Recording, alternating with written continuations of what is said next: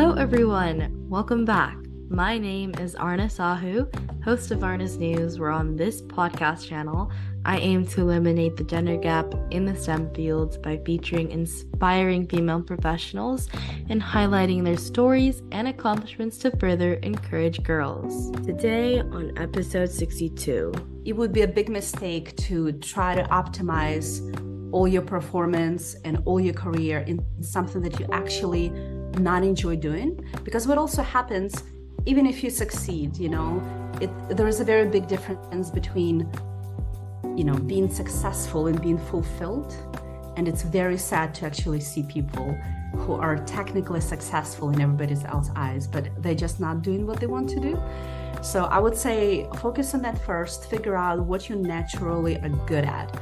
Go take psychological tests, like go take assessment, talk to people, ask them like, hey, what do you think I'm good at? Like literally ask people, because they will give you a better feedback. And then based on that, define your ideal, what you would love to do as a person every day. And then go in and be like, okay, what are options? What are people talking about? What are the needs in the companies that would fit that?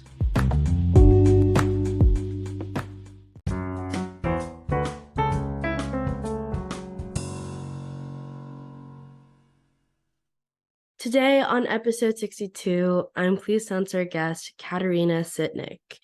As a fractional CTO for early stage startups, she has worked with over 35 companies to guide them while bringing clarity and turning chaos into scalable tech teams. She's a conscious tech advocate, and as a founder and chief strategist at CTO Doctor, startup mentor at Berkeley Skydeck, and a consulting member at The Upside, she has a decade's worth of experience as a startup founder and helps early stage startups navigate through their crucial transition of laying the groundwork so the early stage startup can focus on achieving their product market fit. She's learned how to hack a hacker's heart while bridging the gap between the human and technical demands. She helps to attract and retain the best global tech talent and create a thriving environment that boosts productivity. So thank you so much, Kateryna, for being here today. Before we dive into the questions, would you like to introduce yourself? Thank you so much, Aarna, for having me here. You've done such an amazing job with introducing me. I don't even know what to add other than that I originally come from Ukraine. So there was the whole big factor of moving in the countries, going to school in the other country, and having a kind of a fresh start from zero in the US. So I would say that hopefully that would be inspiring for a lot of girls that might not have necessarily a background of growing up in Silicon Valley or just having some connections in the right industry. So yeah, but other than that, you did a good job covering it. Thank you. Thank you so much. Yeah, so my first question for you is, tell us a bit about your career path. Yeah, definitely. So my career path was, as I mentioned, starting in Ukraine. I have a background in applied mathematics, come from the family of physicists. My granddad used to be a rocket scientist, so super brainy people in the family. But yeah, so when I went to school, though, I did not have the opportunities that are existent today. So I'm actually very excited for the new generation of leaders to have all these amazing pathways. But when I was starting, I literally had just two choices. I had like, okay, computer engineering or study economics. There was not even a choice. There was not even the thing of entrepreneurship in tech. And I couldn't think for a long time, because I was like, well, I love the human factor and being in life and bringing value this way, but also like the logic and the technical part. So it was super hard for me to choose. And if I had to, choose it now, that would be super obvious. I got to it eventually, but yeah, my career path was, I went to applied math. I studied a lot of computer science with some minor in business. And then I won a green card lottery on the last year of the university. I moved to the US. And since then, I had probably like a dozen different titles from my very first job as database administrator, I think, developer, then different types of developers, product manager, project manager, CEO, CTO, business analyst, iOS developer, team lead, whatever you name it. So it was a very diverse background, and also I was self-made, just hustler entrepreneur, meaning I would just start quite a lot of different businesses, even when I still was in Ukraine. So I always had that mindset of, okay, let's make something happen, like bring people together, bring the value. So quite diverse background. And recently I had a few of my startups in Silicon Valley. And recently I'm helping people who are on the same pathways as me, basically, but a few years back, and trying to make their life a little bit easier than mine, because there's just no education for specifically early stage founders to like, hey, here's how you do things. So yeah, I'm working on fixing that. That's me. Yeah, I mean, I love that. I mean, my interests are basically the same as yours because I love doing a lot of projects as well. And I really love how, although you've had a multitude of experiences, you're always continuing to keep that passion of yours and, foster it and build communities wherever it may be. Yeah, definitely. Yeah, so my next question for you is what advice would you give someone wanting to pursue a career similar to yours? And do you have any tips to succeed? Right. So I would say don't pursue a career, make your own, because it is the most amazing time where you literally can make up any job you want. You can call yourself chief happiness officer, and literally that can be a job, and people will agree with this. So it's an amazing opportunity. So I would say the biggest mistake would be to go in what was happening 10 years ago. So that's why I want to give an advice, but at the same time, I want to tailor towards where we're going, right? Like not what was working, for example, 10, 15 years ago. And don't go to just a list of like, oh, here's the career path of you can take as a choice predefined. Go more for I'm not sure if you're familiar with Ikigai concept. It's Japanese term, but it's really, really nice. I just learned it a few years back, actually, myself. But it's basically finding this intersection of what you're personally good at, what the world needs, what people would pay money for, right? And what you love doing. The magic happens in the middle. So I would say when you pick your career, have an abundance mindset, meaning you can succeed at anything, really. With the right mindset, you have all the opportunities, but it is very hard and very unnecessary to try to succeed at something that you're not predisposed or you just not enjoy doing. It would be a big mistake to try to optimize all your performance and all your career in something that you actually not enjoy doing. Because what also happens, even if you succeed, there is a very big difference between being successful and being fulfilled. And it's very sad to actually see people who are technically successful in everybody else's eyes, but they're just not doing what they want to do. So I would say focus on that first, figure out what you naturally are good at.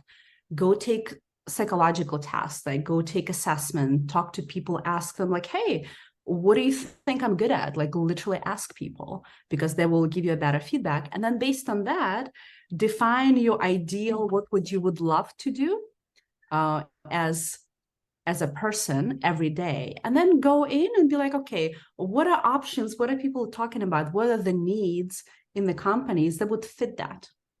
And sometimes it can be a career where you work as a job. Sometimes it can be like, oh, I love solving problems for other companies that fit in this criteria. So, and in that case, you might be a consultant or you might start a business. So, but go in from within, go to the outside this way.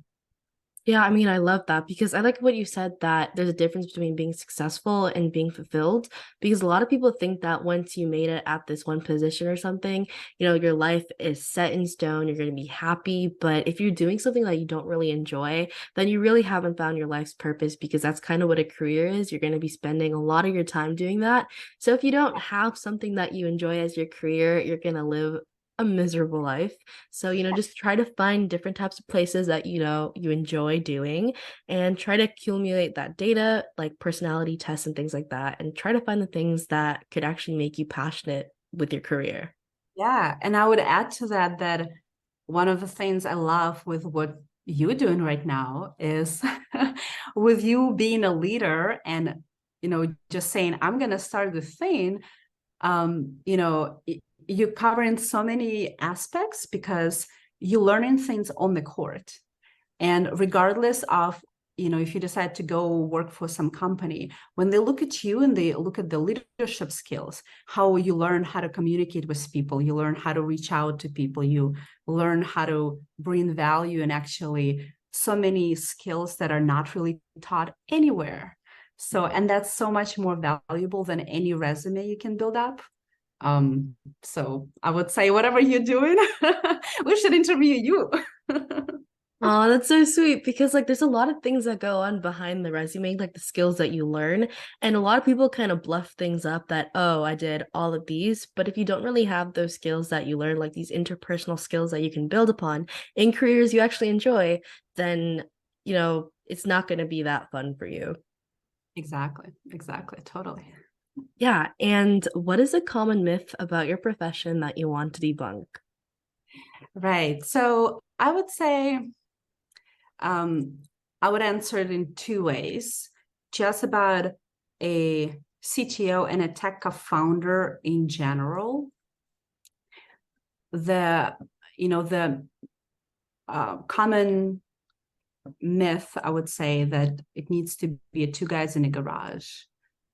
It just doesn't work anymore.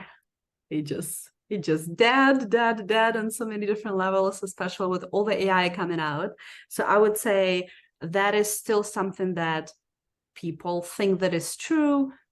Still, a lot of investments are made based on the fact if you have a tech founder or not, if you have that CTO title or not. So I would say that's specific to what I do right now. That's the biggest myth, that you don't need to have a technical founder for equity or so there are different ways to go about early stage startups and being CTO in it. So I would say that that's specifically for the CTO. But then for the profession in general is that nobody really promotes you to it. If you're going to wait for, what, I don't know, 10, 20 years for somebody to give you a title of CTO, like it's just not going to happen. So I would just say, if you're thinking like, oh, Kateryna does this fractional CTO thing, when I just started out, and I transitioned, when I was a first-time CTO, I transitioned from developer to the CTO. Nobody was like, Kateryna, this is your new title. It was just internal decision. Be like, well, I'm starting something new, and yes, I don't know things, but I'll figure it out. And you just put the title, and then I mean, I wish I had me years earlier that would actually not have me hit so many pain points along the way. But I would say when you look at people who have these impressive titles of different sorts, don't think that they are somehow different or better than you. Just know that, hey, if you have the audacity to declare certain things, that sometimes can be half of the battle, because then you go in and you ask for help, but just you being like, you know what, this is what I'm going to do, that's already halfway there. So Yeah, there's like this one quote by Theodore Roosevelt that if you think of something, then you're already halfway there or something like that. Don't really know the whole quote, but that's kind of true. If you think of something and want to do something, then yeah, you're already 50% done with the battle. exactly. Yeah, don't ask for permission. Yes, yes. You are your own boss. Exactly, 100%. Yep. And if you could step into my shoes or younger self, what would you have asked yourself that I didn't? Okay, I would say, I think I would ask on how all this conversation is going to be aligned with future of AI, just because out of the whole time almost of humanity, this is it's like the moment, and I think it would be a big miss out not to address that. It's I'm not gonna go on the whole AI where we're literally in the singularity point. We literally don't know what's gonna happen. Um, you know, like literally we don't know like when AI is gonna be smarter than us, what's gonna happen. But in the short term, at least, I would say the good thing is that as somebody who is starting out right now, you're almost at the same level at everybody else. It's absolutely incredible. Like literally everybody right now is rethinking and re-educating themselves almost from scratch to figure out if they're going to keep the same job, if they're going to change the job, if they're going like what's going to happen, right? So I would say there's a learning curve for people who are starting out to ramp up, but right now at this particular moment there is the same learning curve for everybody else. And sure, they might have an advantage of having more experience in the industry, but they also have an kind of an expert curse where they think they actually know things, where they don't have beginner mind, which might be a drawback. So you're almost on the same level. And I would really, really take an opportunity because I was, for example, mentoring recently one intern, and he does the UX and UI part. And I was like, hey, you should learn how to use AI specifically for what you're doing right now, because you're going to anyway. And then everywhere in your title, you literally lead with that, so you will provide so much more value, because if you can go and establish companies, even as an intern and somebody who's starting out, and be like, you know what, I don't have years of experience, but I just learned this AI thing, and you guys are super busy, and I can help in by seeing, maybe we can put our minds together, and I can bring the kind of new approach and AI, and you bring experience, and you create something beautiful. So I would literally make that number one priority in all the resume, all the reaching out, and everything that you're learning right now and your career path. So yeah. Yeah, no, definitely. Because AI is something that a lot of people kind of fear because they're like, oh, will this be smarter than us? But honestly, it's an amazing tool and opportunity for bigger things. Like, as you said, your intern who's doing UI and UX, he could definitely use AI to, scale out his projects. And that could possibly, land him a much bigger role or a bigger career and find much more impact because a lot of people are really busy. So AI is a perfect game changer. Yeah, yeah. Perfect opportunity for people who are starting out. Couldn't be better for you guys. Yeah, and what are the best resources slash books that have helped you find your career path? Yeah, of course. So I would say it's following more authors.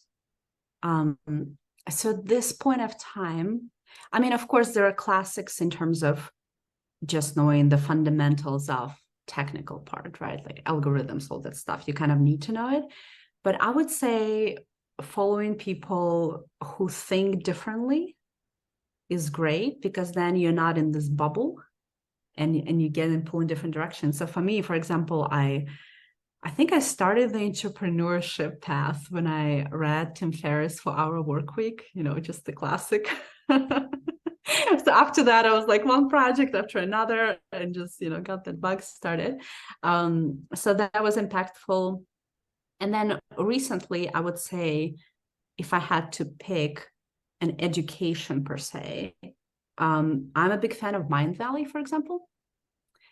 It's a very nice mix of the mindset training, and then just how to set goals, from productivity to actually doing the business, branding, public speaking, you name it. But I would say that would be the number one place where I would just point people. as a curated set of discovery. Because right now, I think what's challenging is that because there is so much information, it's no longer a lack of information.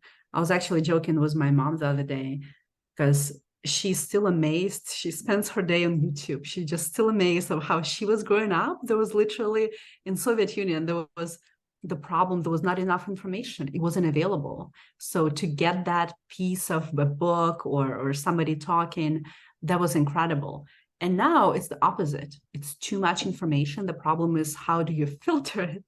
And especially with ChatGPT, right? Like they're just becoming overwhelming. So I would say focus on finding people that you follow, thought leaders, and follow them on YouTube, follow the podcasts, and then go from that recommendation versus following some curriculums maybe in schools that might be quite outdated. So yeah, and Mindvalley, yeah, I literally use it every day, and then follow directly people that would be in very different directions. So I follow people from, here's technology leaders, here's mindset leaders, some spiritual leaders, some literally like self-expression leaders. So in different directions, because you want to get different type of thinking in kind of like in your ecosystem and not be in the echo chamber. Yeah, that's really cool. I've never heard of Mind Valley. Is it a type of app? They have an app too, but it's a company. It's a learning and education company. Oh, Yeah. that's really cool. I'll definitely check that out. Yeah, but I really liked what you said that you should follow, types of thought leaders that are in your interest as well, but also kind of find people that might not think the same way as you because there's like a lot of different learning that a lot of people take in and filter out. So the things that they might filter in and think are important are maybe things that you filtered out. So you can always like talk with other people and find things that are within their interests that you might not have known about before. Exactly. And I would add also being part of certain communities helps, because then you basically, your job is to establish the channels on how you get the information flowing to you, right? And then you just process that and decide what's relevant, what's not. But for example, even the community you mentioned, the Upside. So it's a community of consultants, and it's a lot of them are not necessarily in technology. So I get to connect with completely different mindset of people, and it's so fascinating.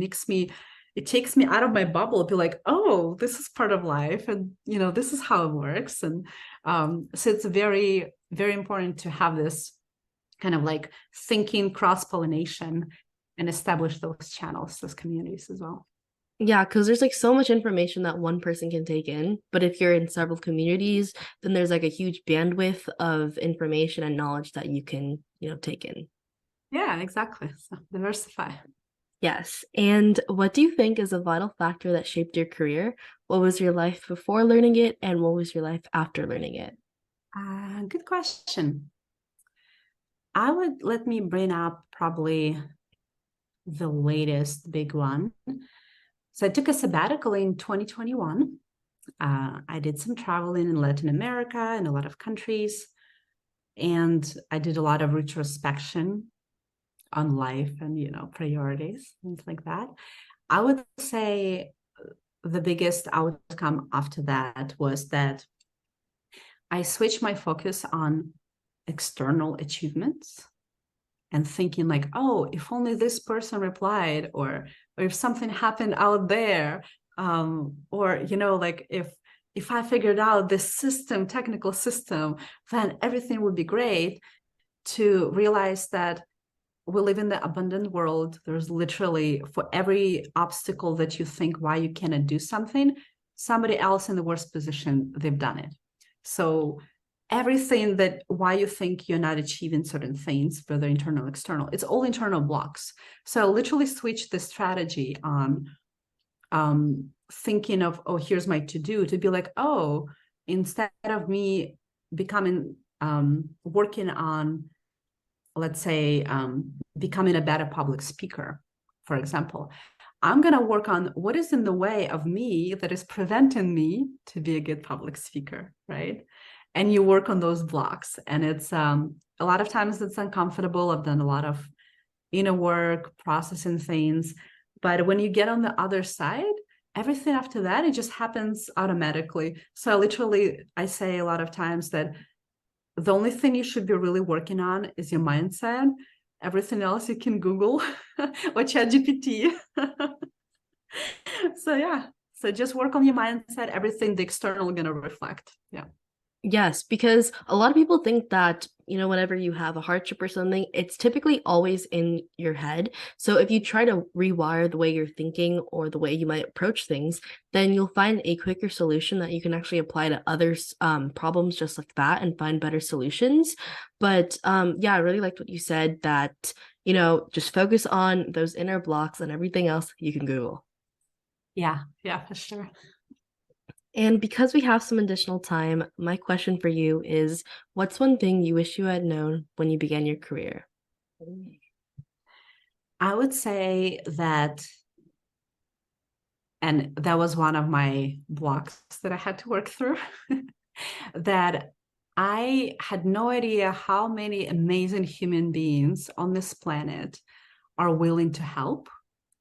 So just reaching out to people, asking them for collaboration, for help. Well, case in point here, right? We're talking.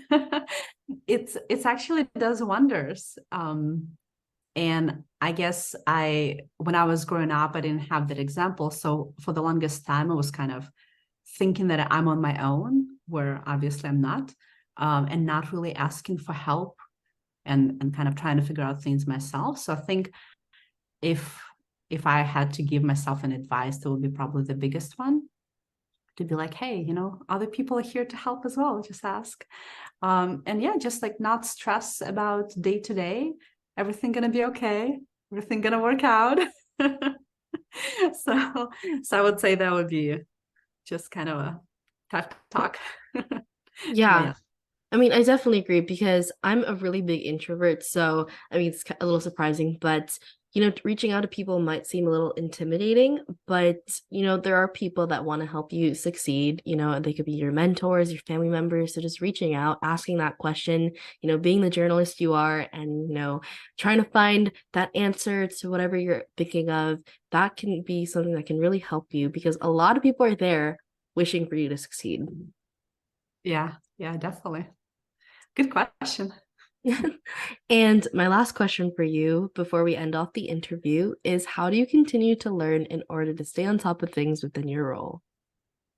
Right. I think that this would fit in what Will a bit touched upon. But I would say, just being connecting with the thought leaders is literally the best way.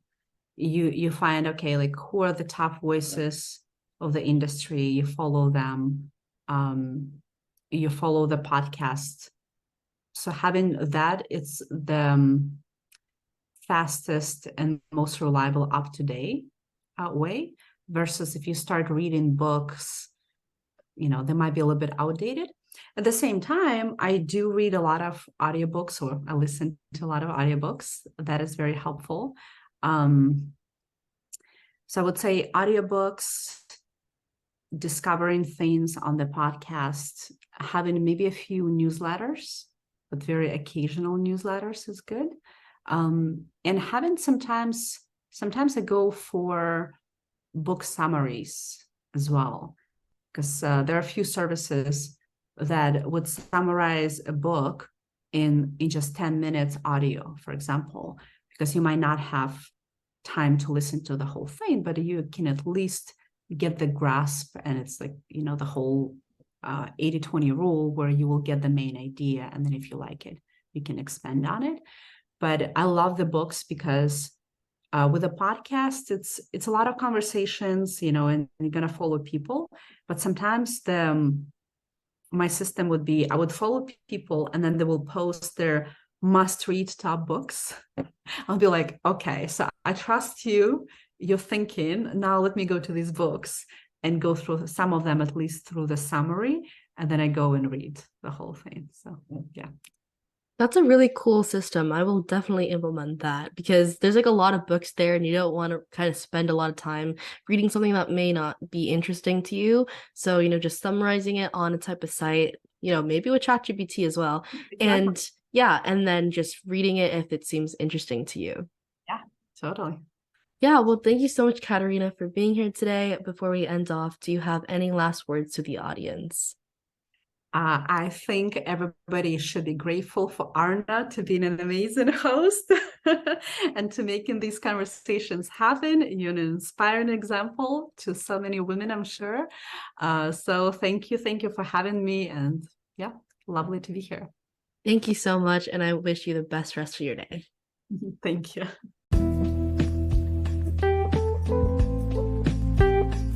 And here are my 3 cents on this episode with Katerina.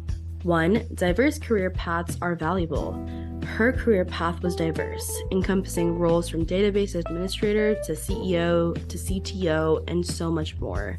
This teaches us that having a varied skill set and being open to different opportunities can lead to a rich and fulfilling career. Embrace a mindset of adaptability and willingness to learn new roles and skills. 2. Creating your own path. Instead of merely pursuing a predefined career, she emphasizes the value of creating your own career path. This involves aligning your strengths, passions, market demand, and societal needs. It's about finding the sweet spot where your skills intersect with what the world requires. This advice underscores the importance of thinking creatively and shaping your destiny. 3. Seeking help and collaboration. One of the insights she shares is the importance of seeking help and connecting with others. She highlights that many people are willing to offer guidance and support. This lesson emphasizes the value of networking, reaching out to mentors, and collaborating with others to overcome challenges and achieve success.